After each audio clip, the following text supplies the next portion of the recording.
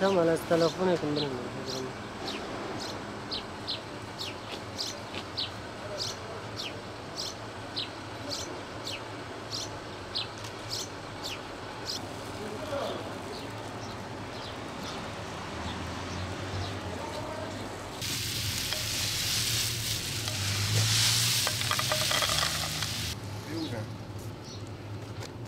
Yavaş yavaş, yavaş yavaş, yavaş yavaş.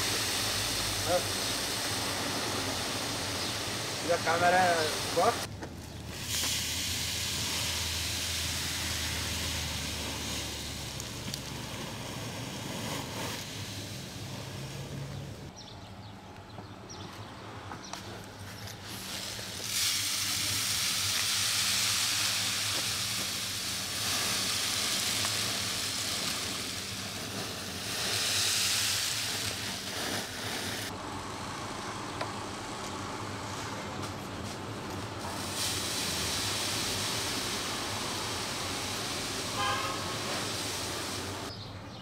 Arman olsun.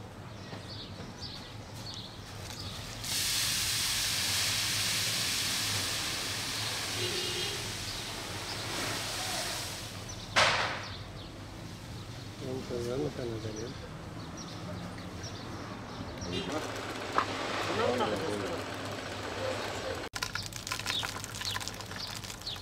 Burası çek.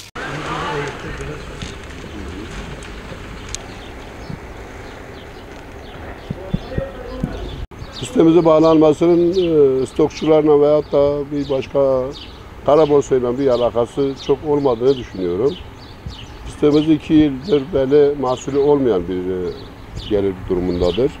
Mahsulümüz olmadığı gibi azala azala bu pozisyona düşmüştür. Şimdiki bu pozisyonda fıstığımızın çok az olması itibarıyla Ramazan'da iç tüketimi daha fazla olduğundan dolayı biraz alım gücü daha da fazla olmuştur. Bundan dolayı milletin elinde olan fıstığı sanki kara borsadaymış gibi bir duruma, bir pozisyona düşmüş oldu. Aslında ihtiyaç durumunda, ihtiyaç olan, yani Ramazan'da bize lazım olur diyen esnaf almıştır bu fıstığı. Tüketiciye gittikçe, tüketime yöneldikçe fiyatlar yükselmeye başlamıştır. Bu geçici bir durumdur tabii ki. Ramazan'dan sonra fiyatların tekrar normal vaziyete geleceğini biliyoruz.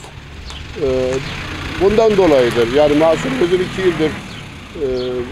yıldır olmamasından kaynaklanan bir durumdan gelmiştir. Fıstığımız şu anda çok az. İhtiyacı olan veya işletmeci arkadaşlarımız elinde 3-5 ton mal alıp satmak için bulundurdukları mallar olabiliyor. Bunun dışında sadece borsa yükselsin diye, piyasa yükselsin diye 50 ton, 100 ton, 500 ton mal alanını duymadık ve bilmiyoruz. Ama işletmeci esnafı arkadaşlar veyahut da satıcı depolarımızda 5-10 ton mal bulunabilir. Bu da stok durumuna düşmez. Bunun nedeni de fıstığımızın çok az olmasından kaynaklanan bir şey. Ramazan dolayısıyla alım olunca ister istemez fiyatlar yükseldi. Bu 5 ton, 10 ton, 20 ton fıstıklar depoda olması veyahut da işletmecinin elinde olması kara borsacılık diye bir şey olmaz.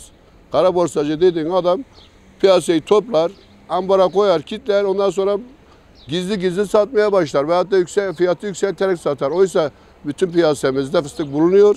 Her dükkanın önünde az da çok da bulunan bir mahsulümüz var. Ama bu herkes alıcı olduğu zaman, alıcı çok olduğu zaman işte fiyat yükselip gidiyor. İhtiyaçta da kaynaklanan bir durumdur. Fıstığımızın olmadığından kaynaklanan bir pozisyondur. Kara borsayla ben ilişkilendirmiyorum ve olacağını da tahmin etmiyorum. Kayıt altına alınsın veyahut da destekleme verilsin, herkes destekini alsın, bunun vergisini de devletimiz faydalansın. Biz de bilelim kim ne alıyor, kim ne satıyor veyahut da böyle kara borsacıya da o zaman fırsat düşmez. Zaten yok. Bu alıp içeriye stok edenlere de fırsat düşmez. Fakat burada yapılması gereken bir şey var. Şimdi fıstık çok pahalandı. Sezonu da çok düşecek. İkisi de yanlıştır. Bunun için bir önlem alınması. Devletimiz daha öncesinde Güneydoğu Birliğimiz vardı. Güneydoğu Birlik bunu alır stok ederdi. İhtiyaç zamanında halka tekrar verirdi. Tüccara tekrar verirdi. Denge sağlanmış olurdu. Sezonunda mahsul çok düşmemiş olurdu.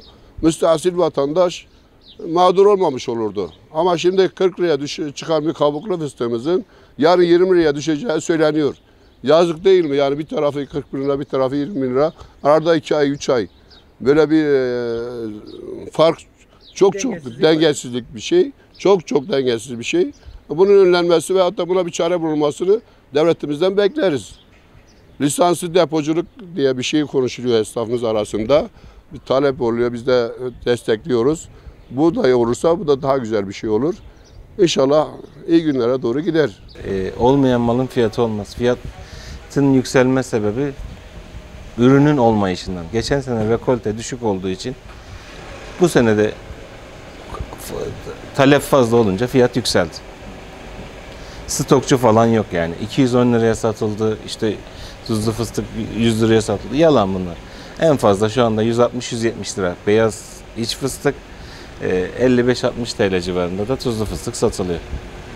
Ne kadar baklavada kullanılan fıstık için? Şu anda 160-170 lira arasında. Evet. Ramazan ilk günlerinde 210 lira, 220 lira. 200 yalandı kesinlikle. Onlar şişirilmiş şeyler. Evet. Bu yeni mahsulde yani 100 liranın altına kadar düşeceğini tahmin ediyoruz. Kayıt altına alınması iyi olur. Herkes açısından çok iyi olur. İşi olanlar bu işi yapsınlar.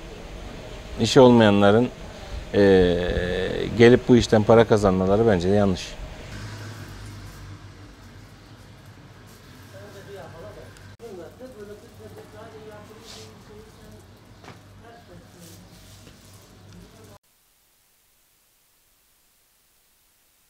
Şu anda boz içimiz 155 ile 160 arası. Hocam şu anda stok yok yani stok mal az. Yani mal tüketimi biraz fazla. Bir de mahsulümüz bu sene azdı geçen sene. Hani stok falan olay yoktur yani. Yalandır. Baklavacılar 20 milyona baklavayı mal ediyorlar. 80 milyona baklavayı satıyorlar. Şu anda bunun maliyeti 150 milyondur. Boz içimizin maliyeti şu anda 150 milyon, 155 milyon. Şu anda zaten 155 milyondur. 200 milyon işte abarttılar yani. Ayakçılar burada. Belli insanlar yani oynadılar yani. Bir oyundur yani. Ama normalde şu anda 160 lira, 165 liradır. Ama baklavacıların maliyeti 20 milyondur. Baklavayı 80 milyona satıyorlar maalesef. Peki bu sürekli 3 senede bir böyle bir gündeme geliyor işte. Para borsacılığı bir yöne fiyat ya. Bunun önüne nasıl geçilebilir? Sizce bir fıstığçı olarak ne gibi Düştüğü zaman da kimse bir şey demiyor. önerileriniz var. Evet. Düştüğü zaman da kimse itiraz Yani Yani bunun önüne nasıl geçilebilir? Yani çünkü şimdi hem Antep baklavası bu şekilde zarar görüyor hem Antep fıstığı zarar görüyor. Çünkü her gün bakıyoruz işte yani zeytinli baklava bile yapılmaya başlandı yani. denetim altına alınırsa. Evet. Denetim altına alınırsa şu anda yani fıstık bence çok iyi olur. Düştüğü zaman bir şey söylemiyorlar. Fıstık kırmızı 20'ye düştüğü zaman, boz içimiz 70'e düştüğü zaman kimse sesini çıkarmıyor. Baklavacılar sesini çıkarmıyor, düşürmüyorlar. İnşallah iyi olur yani. Eyvallah. Şurada bak toz fıstık var.